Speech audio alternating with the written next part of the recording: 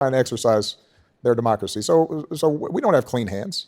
And I think acknowledging that is, again, an entryway. What I'm always trying to look for is a way to get to the point where somebody who otherwise wouldn't listen and is fearful and is angry and suspicious can stop because they feel as if I saw them for a second and I understood their lives. And in that moment, maybe then I can persuade them that this precious thing we have, which is our ability to sort things out and exercise forbearance towards each other and understanding and just getting along and listening. If I can get to that moment, then I think we'll be okay. And that's really the instinct that people have. Look, let's face it, we did well in this last midterm, not because all the trend lines were in our favor. It was because the majority of people believe in that story and they recognize it in their own lives. And so speaking to them on those terms is what's vital, which is why I think the last time we were together, I said that kind of forbearance, we have to model and exercise as well. And a losing strategy for us, I think, is when we are so insistent on our purity, when we're so self-righteous about our positions, that we can't see those folks. Or we're talking down to them, or our general attitude is, that we're going to convince you about how wrong you are. I have not seen that work yet. Now, look, last point I'll make, and I think about this a lot because I've been writing about it. There are times, there are moments, there is room for a prophetic voice, just radical truth-telling.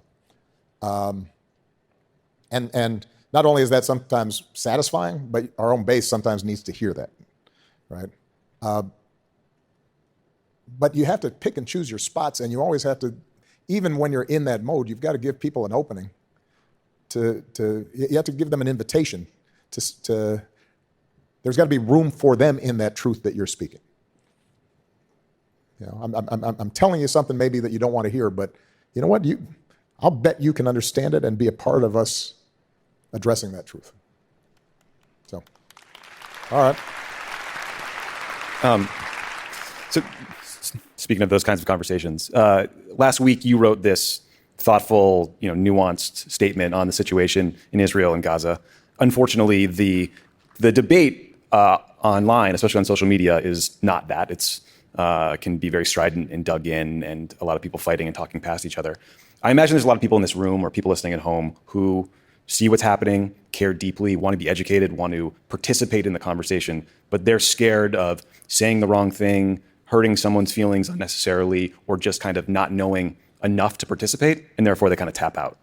What's your advice to people who want to participate in these debates that can feel so fraught about what the path forward is? Look, I always say I probably wouldn't have been elected even to the Senate, and certainly not the presidency, had there not been this weird convergence with the internet and early social media. I was an outsider.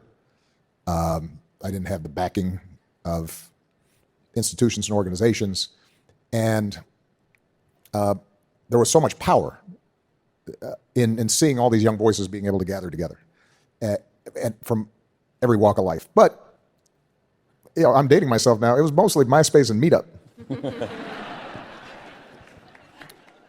and I always, because I've been working a lot on social media issues and misinformation and now AI, I always point out, the thing about Meetup was you had to meet up. Right? Because it's a pretty crude Flintstone tool, right? You send, it's like, hey, we're going to be in the church basement in Des Moines on Saturday, meet up. That was pretty much the extent of the technology. Yeah, it's like a cork board. But the reason I tell that story is that The power of meeting up is something that all of you will remember whenever we'd walk into a campaign office. Whatever your idea of what an Obama supporter was, when you got into the campaign office, just as was true if you went to a meetup meeting, is you've got a young black woman with a nose ring, and you've got some middle-aged white guy in a flannel shirt and a buzz cut who's a Army veteran, and you've got a Hispanic gay engineer. And the reason that was powerful was because you imagine at the first meetup meeting, okay, I've got an assumption about what an Obama supporter is. But then when I sit there, it turns out that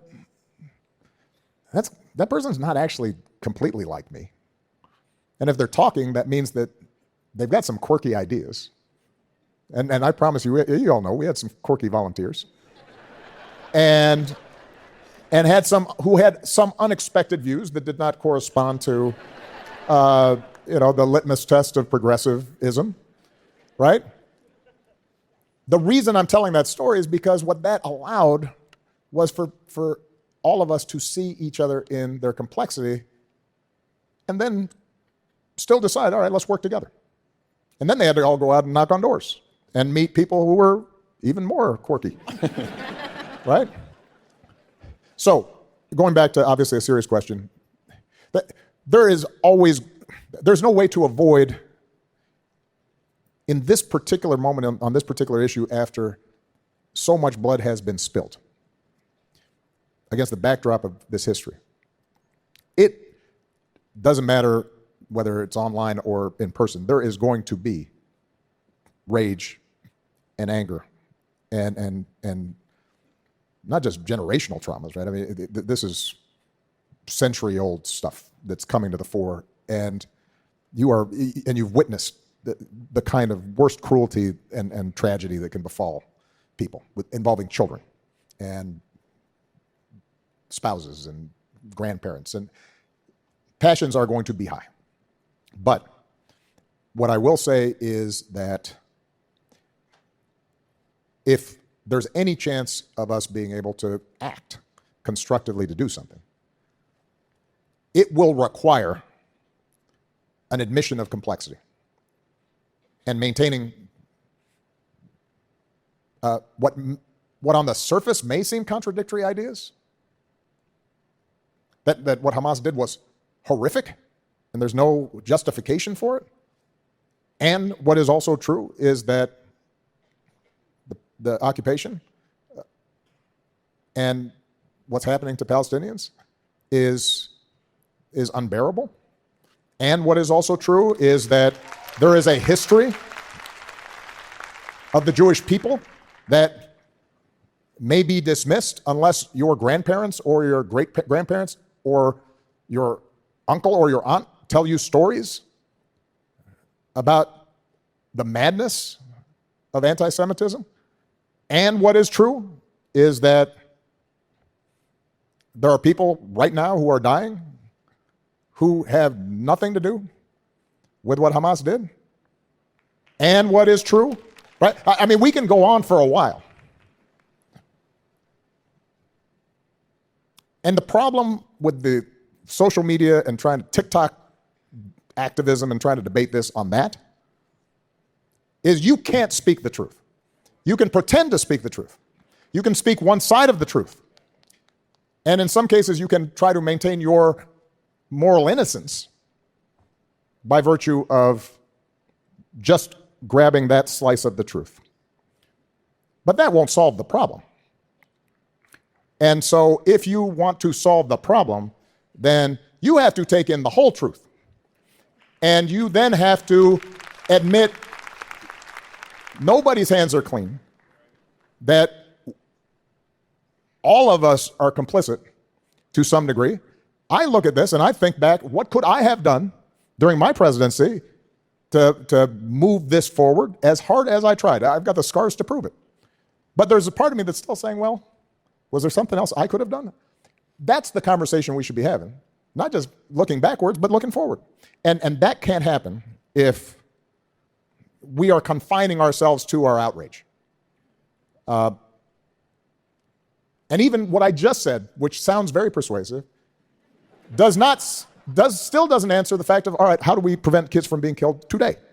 So, which is why in conversations that I've had with some of the young activists, I come with some humility and I say, look, I get why you might not want to look at history and context, and that's your primary concern.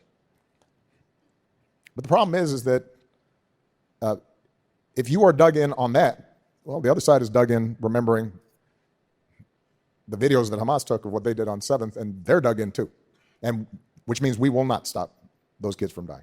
So my advice to young people who want to get involved, I guess it's not possible anymore to download Meetup. Whatever it is. But approximate that. I would rather see you